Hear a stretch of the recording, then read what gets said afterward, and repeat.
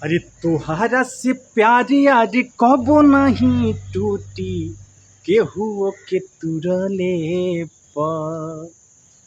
तुहारा से प्यार यार कबो नहीं टूटी, केहू के तुरले पर। अरे हमनी के यार बचपन के हयारी, हमनी के यार बचपन के हयारी, यारी टूटिया बमुआले पर। हमनी के यार बचपन के हयारी, यारी छुटिया बमुआले पर।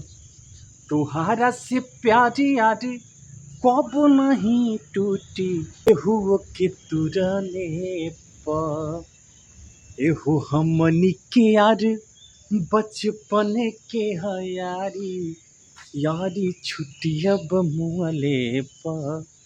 हमनी के यार बचपन के हयारी, यारी छुटिया बमुआले पर। अखिया में ताहर नजारा ना होई, और बिन तहरा यारा गुजारा ना होई। अरे तुहरे में बसेला परनवा, अरे तू ही मोरा दुनिया जहानवा। और मिलेला सकून बड़ा दिलावा के भीतरी, बोलिया सुनले पर। एहो हमनी के यार बचपन के हयारी, यारी छुटिया बमुआले पर। हमनी के यार बचपन के हयारी, यारी छुटिया बमुआले पर।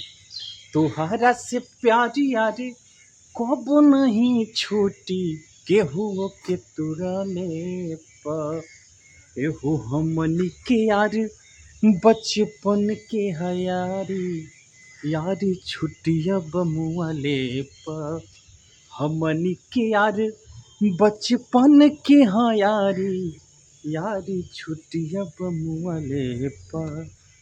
तो नमस्कार प्राम, जय हिंद साथियों। आपको मेरा वीडियो कैसा लगता है आप कमेंट करके ज़रूर बताइएगा। और साथियों मेरे चैनल पर नए हैं तो मेरे चैनल को सब्सक्राइब कर लीजिए। चलिए आप जहाँ भी रहिए हंसते रहिए, मुस्कुराते रहिए और मेरा वीडियो देखते रहिए। ज़िंदगी में एंजॉय कीजिए, मस्त रहिए। बस यही ज़िंदगी है और कुछ नहीं है साथियों।